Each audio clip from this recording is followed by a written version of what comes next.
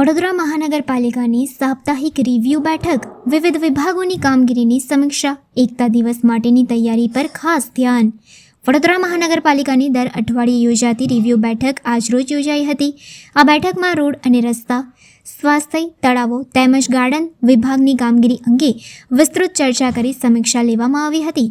Municipal commissioner દ્વારા માહિતી આપવામાં આવી હતી કે આવનારા દિવસોમાં કેવડિયા ખાતે ઉજવનારા એકતા દિવસને ધ્યાનમાં રાખીને વડોદરા મહાનગરપાલિકા તરફથી એક વિશેષ ટીમ મોકલવામાં આવી છે, જે હાલ સ્થળ પર કાર્યરત છે.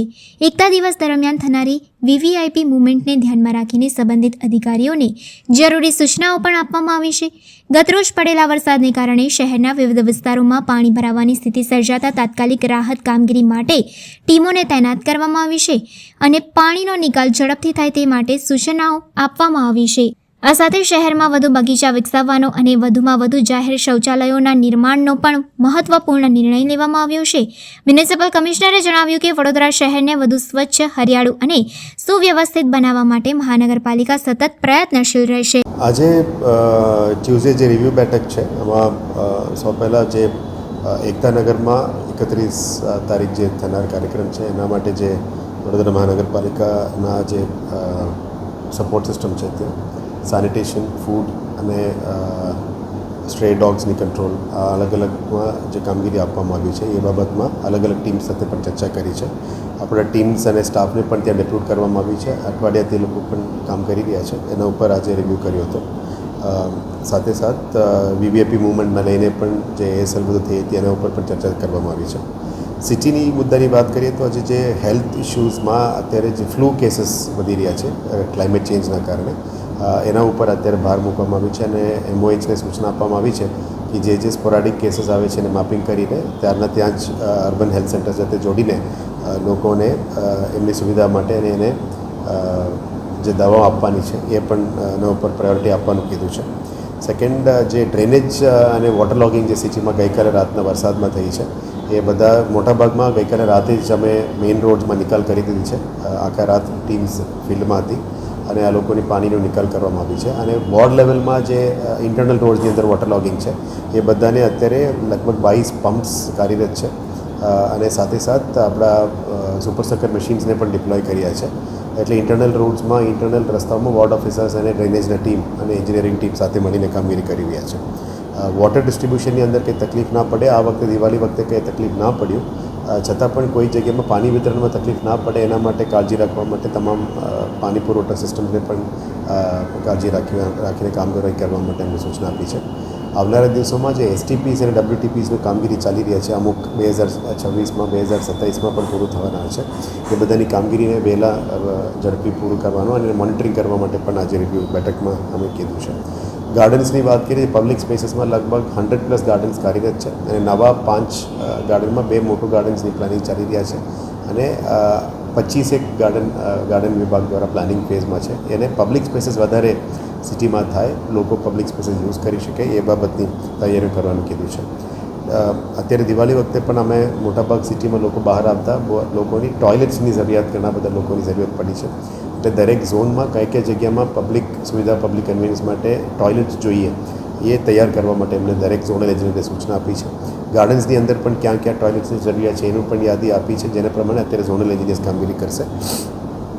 જાહેર જગ્યા, public roads, railway station, bus station, એની બહાર મેઇન શોપિંગ એરિયાઝ અને પબ્લિક સ્પેસીસ, તળાવો, ગાર્ડન, બધા જગ્યામાં જે જગ્યામાં પબ્લિક યુટિલિટી માટે આપણે ટોયલેટ જોઈએ એ બનાવવા માટે પણ એમને કીધું છે. એક ડિવાઇડર્સ ઉપર અત્યારે જે કટિંગનું કામગીરી છે, ચોમાસા ઓલમોસ્ટ પૂરું થયા છે. અમુક અત્યારે ડિપ્રેશનને કારણે વરસાદ છે, પણ ડિવાઇડર ઉપર કટિંગ અને સાઇનેજીસ મૂકવાની વાત માટે ભાર મૂકી છે.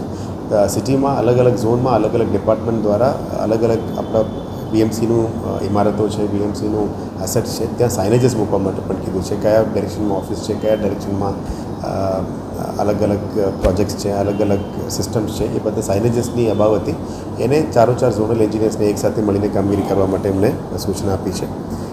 રોડ વર્ક્સને પણ અત્યારે આવનારા દિવસોમાં સારી રોડ્સ બનાવવા માટે ડીએલપી, જે પહેલાં 5 વર્ષ હતી, ગઈકાલે મોર્જનું એક ડાયરેક્શન પણ આવ્યું છે કે 10 વર્ષ સુધી પણ એને લઈ જઈ શકાય એવા ક્વોલિટીનું રોડ બનાવવા માટે આવનારા દિવસોમાં 18 મીટરથી ઉપર અને 24 મીટરથી ઉપરના રોડ્સ અમે ડીએલપી, જે ડિફેક્ટ લાયબિલિટી પીરિયડ છે, એને લાંબા બતાવીને ક્વોલિટી રોડ્સ બનાવવા માટે પ્રોજેક્ટ ડિપાર્ટમેન્ટને પ્લાનિંગ માટે સૂચના આપી છે અને ઝોનલમાં પણ 5 વર્ષની ડીએલપી રોડ્સ જ બનાવવાનું કીધું છે, જેથી કરીને ખાડાઓથી આ મુક્ત કરી શકીએ આવનારા દિવસોમાં. એ રીતનું પ્લાનિંગ અત્યારે આવનારા દિવસોમાં કરવાનું કીધું છે.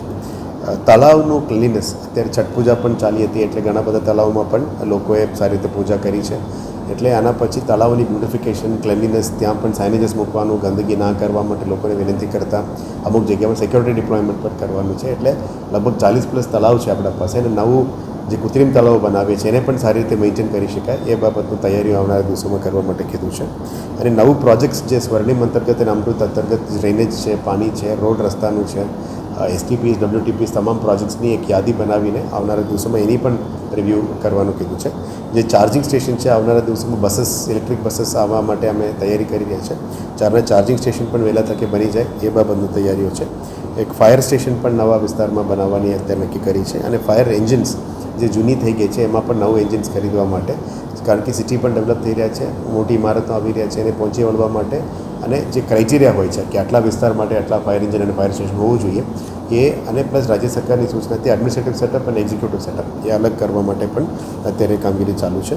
અને ફાયર એનઓસીસની જે પેન્ડન્સી છે એને માટે પણ નિકાલ કરવા માટે આજે રિવ્યૂ બેઠકમાં કરી હતી.